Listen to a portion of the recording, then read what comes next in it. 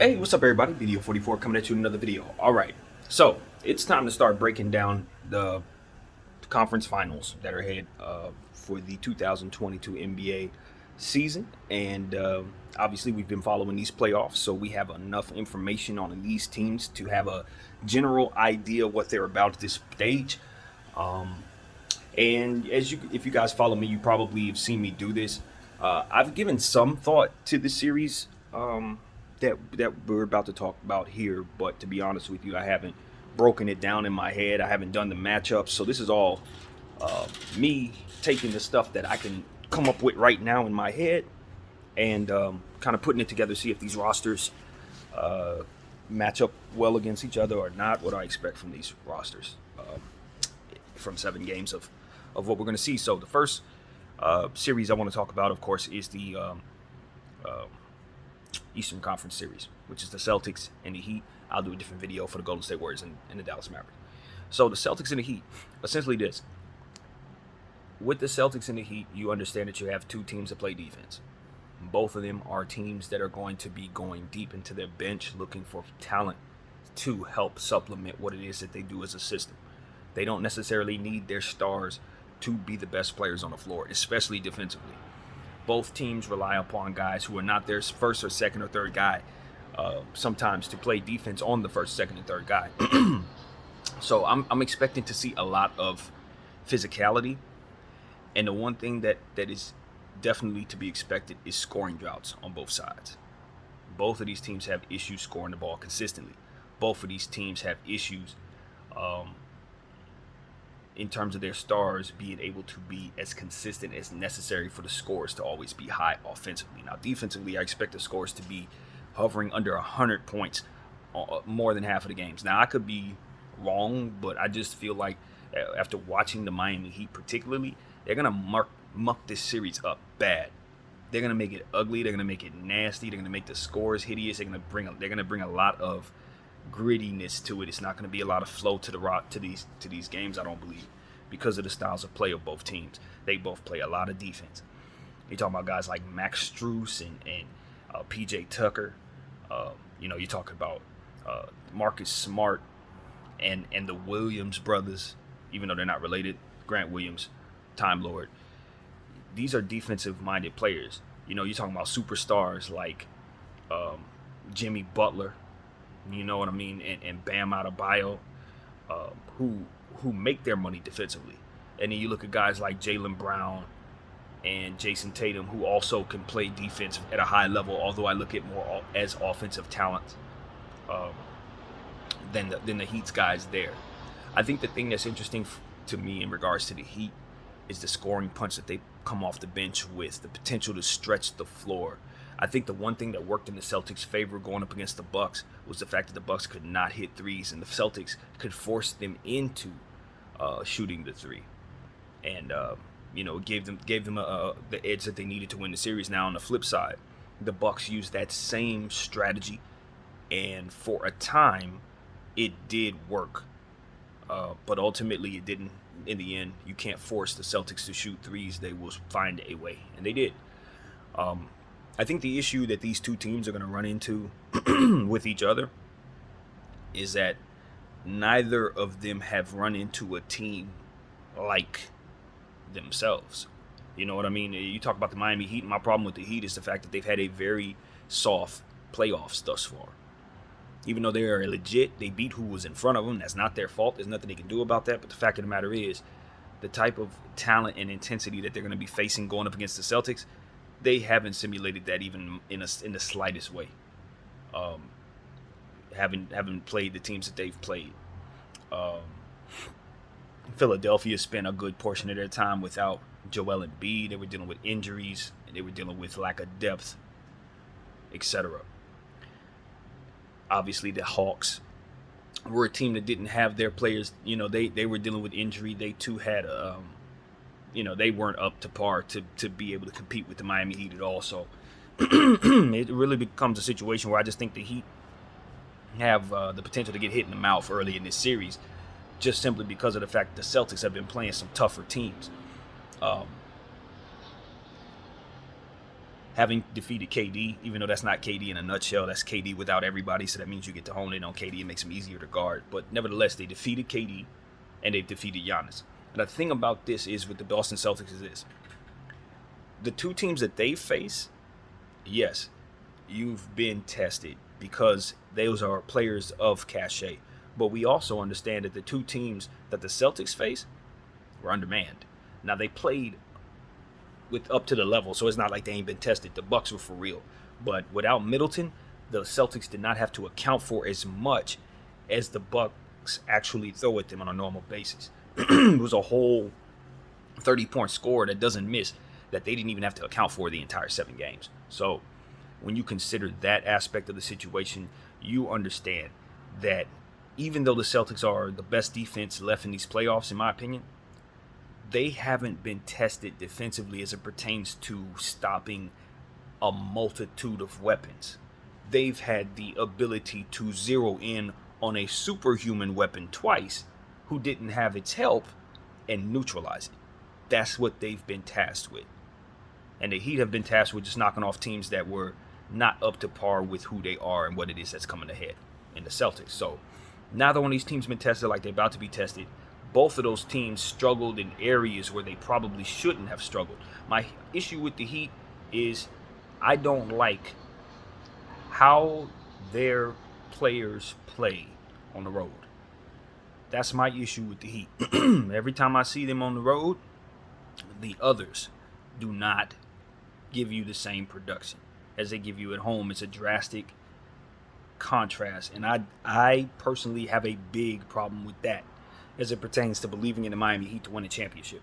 If Max Strus goes 3 for 11 throughout this entire series, even if he plays great defense and rebounds well, if his efficiency is that bad consistently, that plays straight into the Celtics' hand. They cannot have that. They cannot have that. You know, Gabe Vincent going 0 for 7, this is not the series for that. I understand that the Miami Heat love leaning on those guys, and I have belief in those guys too after watching them all playoffs. Hey, they're great defensively. They can help you.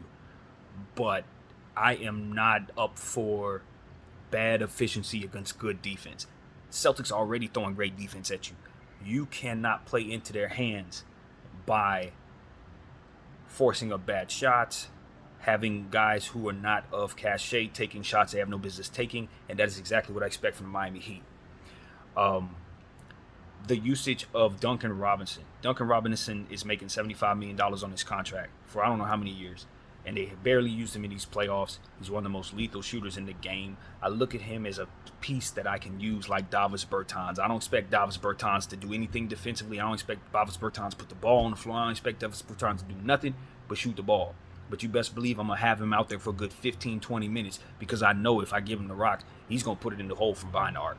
And he's going to hit his free throws too, and that's valuable as well. So I think that you have to use Duncan Robinson in this series, and you got to manage Duncan Robinson properly so he does not become a defensive liability for you.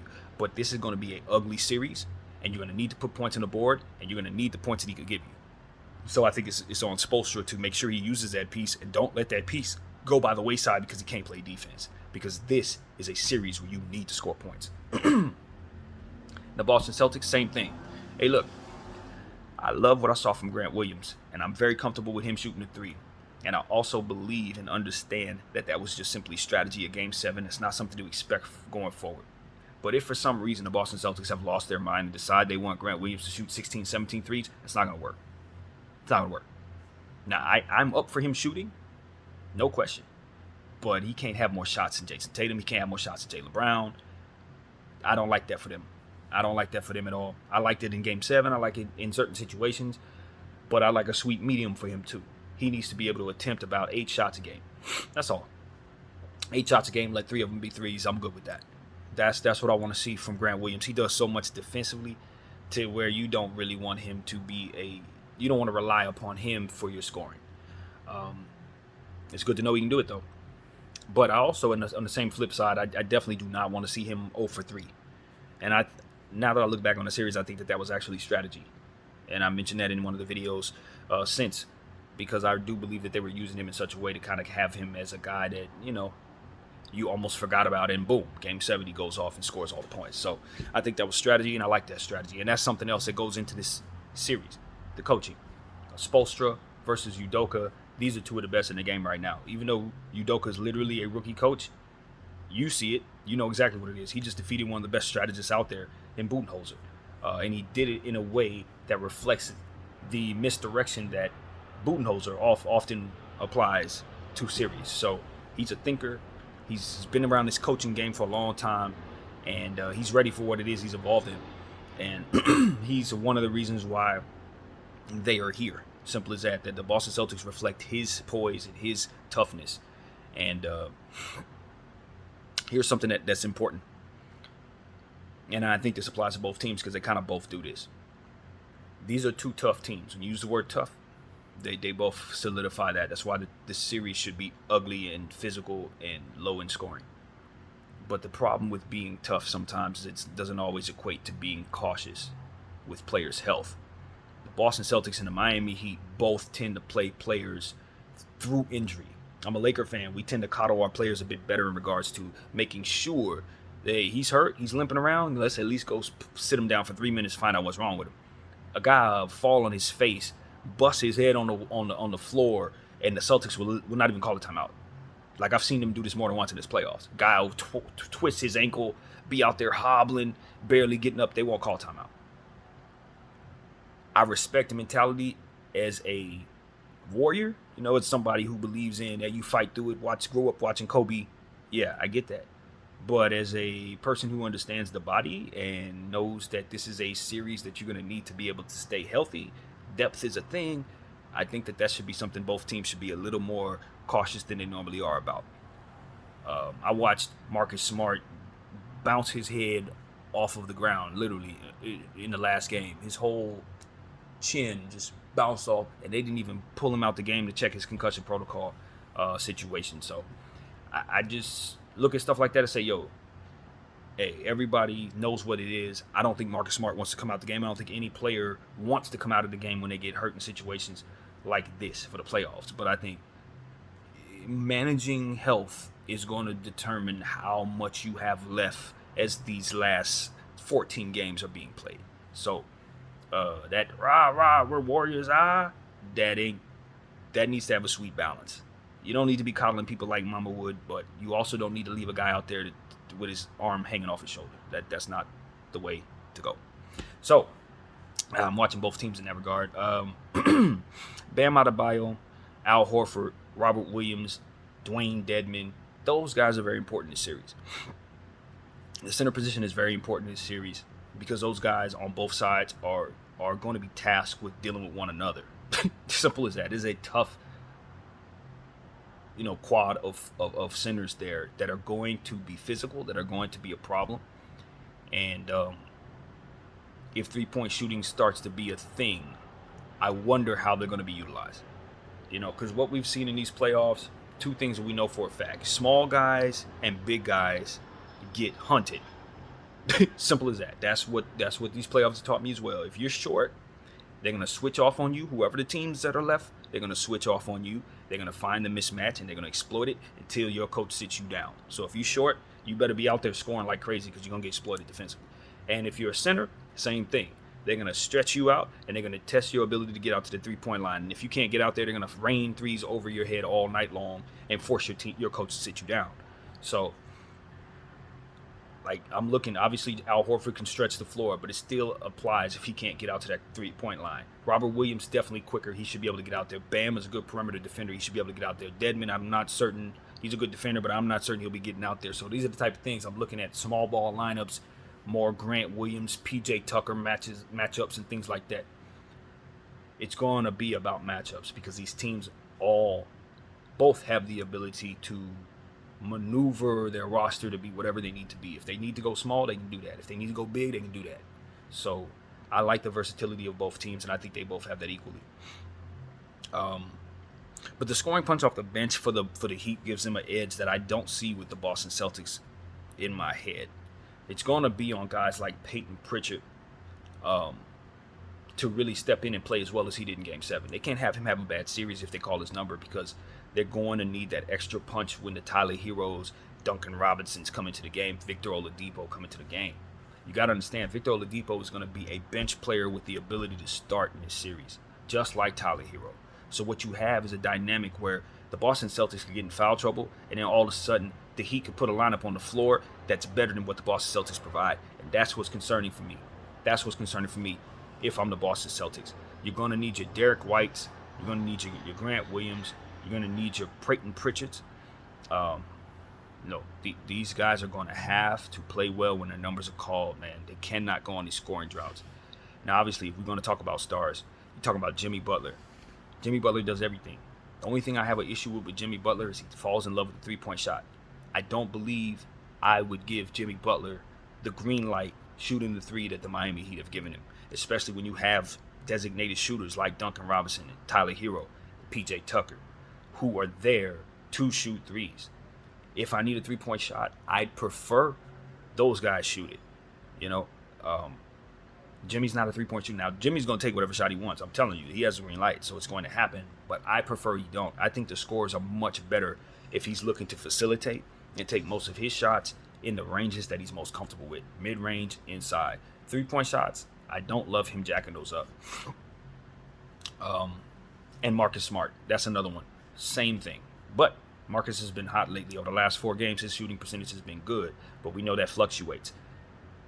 If for some reason it starts to fluctuate in the other direction, I think the Boston Celtics are best if he looks to facilitate the basketball. They're at their best when he's getting about 7-8 assists, because that means he got Jason Tatum some easy buckets, Jaylen Brown easy buckets. He got Grant Williams a couple corner threes. Those are the type of things that I like from Marcus Smart, because he gives you so much defensively. I don't want his legs trying to jack up three-point shots, especially with him being hobbled and stuff like that. He's not in the greatest conditioning right now, given the fact that all these injuries and bouncing his head and all that junk. He's been really, really beat up. So the fact that there ain't been a whole lot of rest between these 2 series also concerns me in regards to the Celtics. They really have been worn down as to where the Heat have had a little more rest.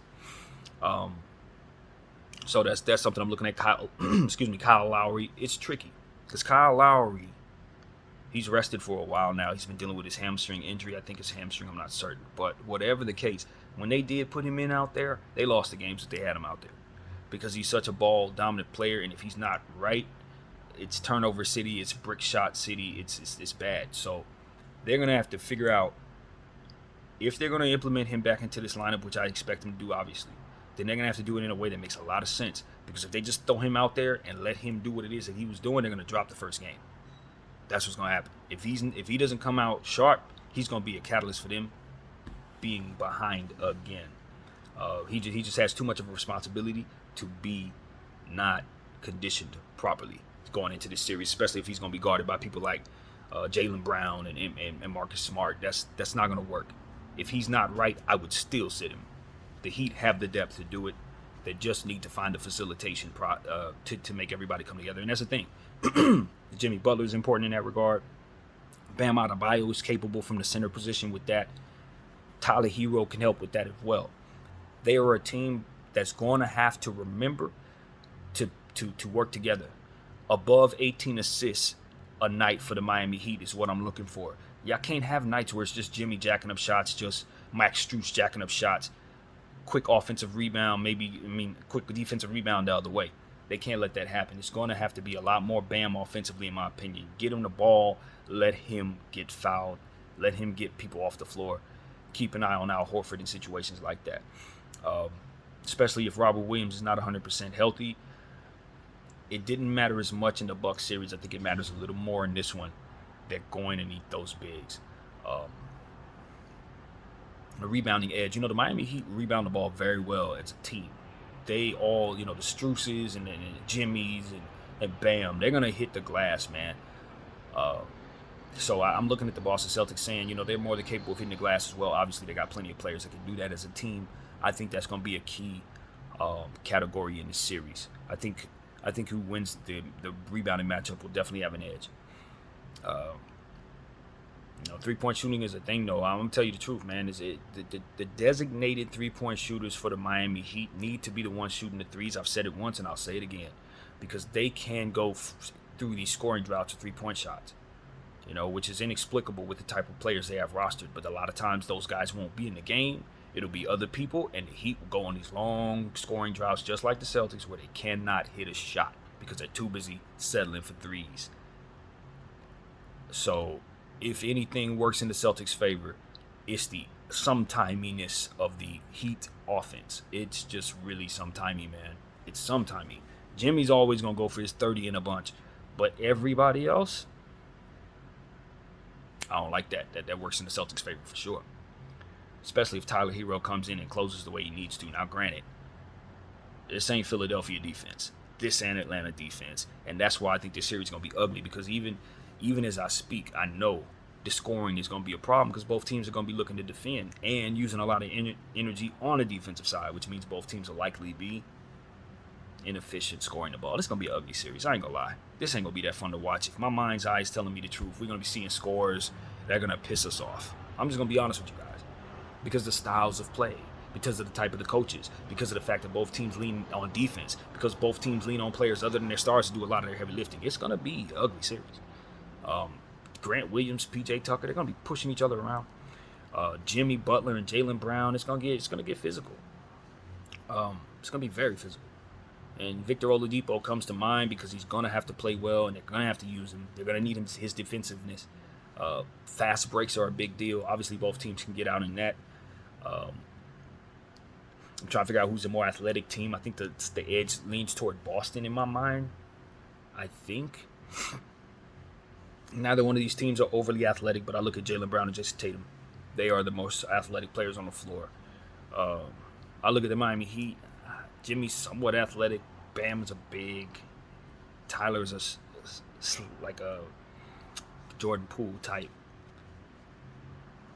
Yeah, athleticism, I don't know if that really plays into this. It's more so about physicality, hard fouls. Who's hitting their threes, who's hitting their free throws, who's rebounding the ball, who's more efficient. Turnovers are going to be a thing because both teams play defense. And Boston Celtics, they they have the edge in my mind's eye right now. As I look here and I sit here and I think about it, it just comes down to the Boston Celtics have a bit more, in my mind, stability as it pertains to their offensive side of the ball. Even though they're both flawed offensively, severely flawed in comparison to the two teams out west. But I think they cancel each other out. These are two teams that are basically mirror images of one another. They really are. They have different star power players in different positions. Like, for example, Bam and Jimmy. Jimmy's just considered like a 2 or 3. Bam is obviously a 5. And of course, Jaylen and Jason are wings. But if you remove that aspect of it and you just look at the two teams, you got your defensive players, you got your bigs in rebounding, you got your 3-point shooters. Even though I will say the 3-point shooting edge does go back to the Heat. The 3-point shooting edge goes back to the Heat because I look at the Celtics and say they won Game 7 because they were able to shoot the 3. They were able to shoot the 3 because a non-3-point shooting player shot all the 3s. So that was their solution to the 3-ball issue. They were able to find it, but that is not something they can rely upon every night. The Heat, they can rely upon Duncan Robinson to hit 5 threes every night if they play him the numbers. Now, he's going to give up more than that on the defensive end, and he ain't going to help anybody else get better because he's not looking to pass. But if you need 3-point shooting at any given moment, they have a legitimate 3-point shooting bucket getter. Celtics don't. Peyton Pritchard can turn into that. He ain't there yet. Jason Tatum can always hit all those shots, but he can also miss all of them. And so it's one of those situations where it's like, you are looking at the Boston Celtics and saying, you don't have a 3-point shooter.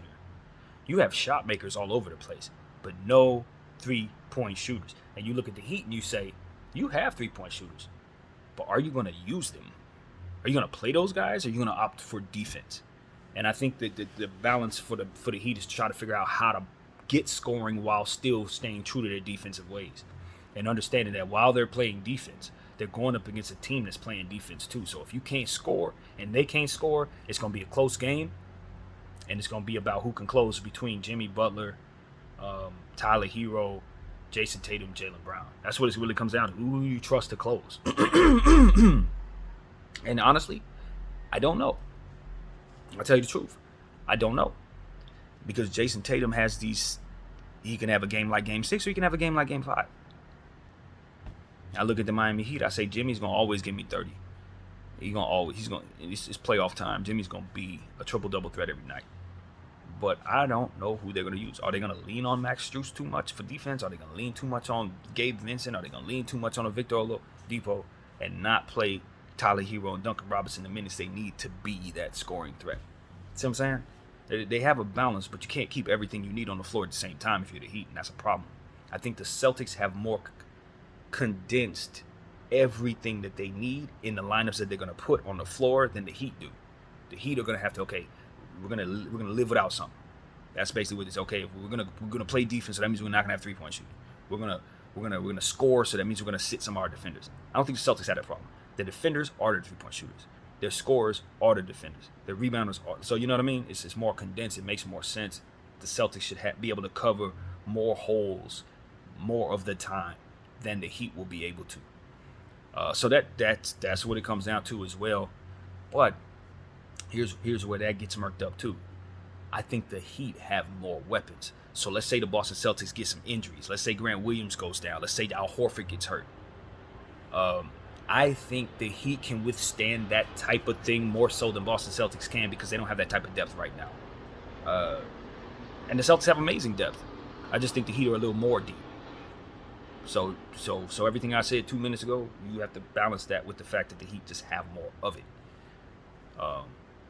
So this is like a 7-game series, you guys. I think this goes the distance. The home court advantage is definitely Miami's. They had the better record all season long. I did not check the season series to see who did what, but the Boston Celtics have made some major changes since the halfway mark, so it doesn't really necessarily have to make sense anyway in that way. The Derek White trade, picking up Daniel Tice, those are players that are going to be important. They must play well with the minutes given, obviously. Jason Tatum. We've talked a lot about Jason Tatum's shot selection. We've talked a lot about how he's had issues shooting the ball straight away. We've talked about how he needs to continue to look for others, be the facilitator that his style profile says that he can be, and keep that confidence. If I'm Jason Tatum, I feel like I'm the best player in the series. I respect Jimmy, but I think I'm better than him. So I expect Jason Tatum to come out with that type of focus, attack from multiple angles. Don't be as easy to defend against as he was in Game 5 or Game 6, whatever game that was. I think it was Game 5, but he looked really predictable. He was shooting a lot of bad shots. He wasn't getting the ball to other people enough, and that's how the Heat are going to win this series. It's going to be him playing poorly. It's going to be on him not doing what it is that he's supposed to do in being a threat from different angles and just trying to shoot from one spot over and over again, bricking and taking earlier shot clock shots. See, that's what I saw. Jason Tatum, in the games where he played poorly, when the shots started missing, he was forcing worse shots. It was like, all right, I bricked one from the corner. Let me go back to this corner and force a shot that's fully contested. Oh, that didn't work? All right, let me try a fadeaway. Like his shot selection got worse as the shots began to brick. So that's going to be the key for him, is to reel that in and be smart. When you're struggling, find other ways to be effective. When you can't hit a wide open shot from this angle or that angle, drive to the rim and make sure they're fouling you. Those are the type of things that I want to see Jason Tatum do. If you don't have it, pass it up, because you're going up against a good defensive team, and that's the reality of it. Now, the good thing is for the Celtics is they faced a very good defensive team. The Bucks provided a lot of defense. They did a lot of things that made the Celtics adjust and rotate and move around and do things differently. I think that works in their favor as well, because the Miami Heat have not had to face anything like that. So I think that the Udoka should be primed and ready for the battle ahead in terms of quick adjustments. In-game adjustments are going to be important. Both teams' coaches should be good at that, in my opinion. So that should not be something that I think is not possible, but they're going to be necessary. If something's broken, fix it quickly, or this could be a nightmare game for you. Any game in this series, that applies for. So Jason Tatum, Jaylen Brown. Jaylen Brown is going to have to drive the basketball. That was a recipe for success. I look at some of the matchups that he's going to have, and they're going to have some fast-footed guys on him. So they're going to murk it up for Jaylen Brown a little more. It's going to be harder for him to get in the paint than it was in some cases because of the wings that the Heat provide. Max Strus is going to be important. Victor Oladipo, Jimmy Butler, PJ Tucker, obviously. They're going to make life very difficult for Jaylen Brown driving the basketball. So some of those slow-footed defenders that the Bucks had, allowing him to drive and stuff like that, it's going to be harder. The Heat are going to make it much harder. Bam is going to make it much harder. So they need to be ready for that. If they thought Brook Lopez was a problem in the paint defensively, you ain't seen nothing until Bam get out there and start blocking shots. So be ready for that. Yeah, that's what it is, man. I look at this series and I don't really know which way I want to go. I actually feel like undetermined factors may actually define the series. Somebody gets hurt. That'll be the story with this series. Somebody gets in foul trouble. Somebody gets a flagrant foul, gets themselves suspended, remove themselves from Game 7, and that's going to define the series. That's the type of thing that I expect to define the series. I don't think it's easily defined by looking at the numbers and the matchups. I don't believe that. Not thinking about it as I am. No. These are two teams that if they played this series 4 times, they'd probably split it.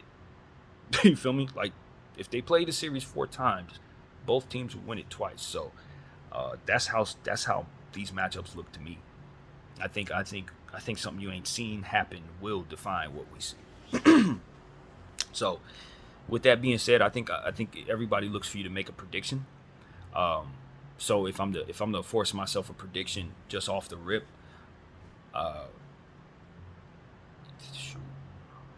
that's the thing. Like, legitimately, if I blurt a name out, I'm not confident. That's how close this is in my mind. But I do think it comes down to a 7th game, and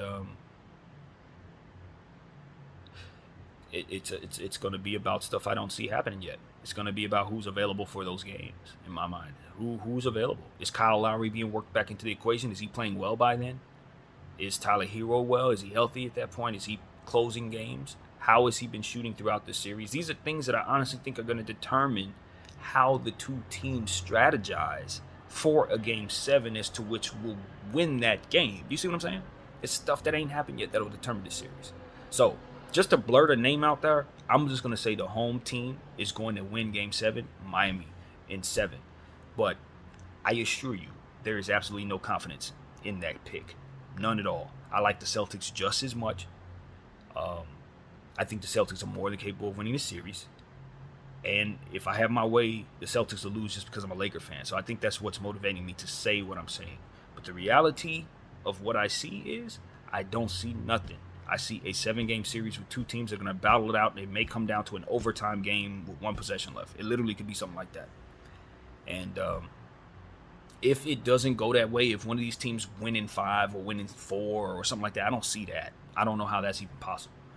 I think the styles of play assure that these games are going to be close. If one team just happens to close better each night, that could be a thing. You know what I mean? It could be a thing. That could actually be a thing. That could actually be a thing.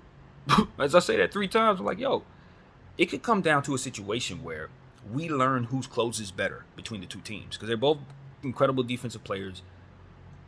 I don't know that either one of them, and I say this cautiously, I don't know that either one of them have the utmost confidence in their closing situation. Jason Tatum is a closer. I am not overly sold on Jason Tatum as a closer. I'm not overly sold on Jaylen Brown as a closer yet. I'm not overly sold on Jimmy Butler because he bricks too much as a closer. I'm not sold on Tyler Hero as a closer because I think he's too slight, he's too young, and he plays off of the bench, so that means he's not going to always be in the mix of what's going on when he comes into the game. So that can be Mickey, that can be iffy sometimes. Even though he thrives in that situation, he could actually be the difference in the series, of course. But I think he's going to be seeing some real good defense as well. So yeah, I'm picking the Heat because the Heat have home court advantage. But at any given moment, we can learn something in this series that'll help change my opinion. I am going to pick the Heat to win the series. And I'm going to do that because I look at pieces like Victor Oladipo and Duncan Robinson, and I say, yeah, I trust that a lot more than I trust Peyton Pritchard. And that's the thing. The Boston bench, when I think about the Boston bench, they have a bunch of players that they use, like that they use. But after Peyton Pritchard, it then becomes a situation where I can't even remember who's back there, and that's a bad thing because the Miami Heat don't have that problem. I know exactly who's on the Heat because they use everybody all the time. You know who's back there. So I also think that ultimately the Heat are a slightly deeper team, slightly deeper, um, which also kind of caters to what it is that I'm saying will happen. And I also look at it like this: the Miami Heat have been to a finals over the last 3 years because, of course, they saw us in the bubble. And even though the Boston Celtics have been to many conference finals, histories tell us they don't win those. They don't win those. They've been to two they've lost to. So you could play the trend there as well. So yeah, Heat in 7, man. It is what it is. Could come down to one play. I'm not super confident about that. Y'all know that. But at the end of the day, I'm gonna stand firm on what I say. I hope the Heat win because I'm a Laker fan, and that's what I got for you guys. It's gonna be a great series. It starts tomorrow. We also got the draft lottery tomorrow, so we'll be going through that. But man, this is gonna be great. This series should live up to it. I don't think the games are gonna be fun to watch throughout, but I think they're gonna close good. I think you're gonna have games where they're 97 to 79 or 92 to 79. You're gonna see games like that. Defensive games that are ugly. So be ready for that, you guys. That's what I got. BDF 44. I thank you all for watching. I'm out.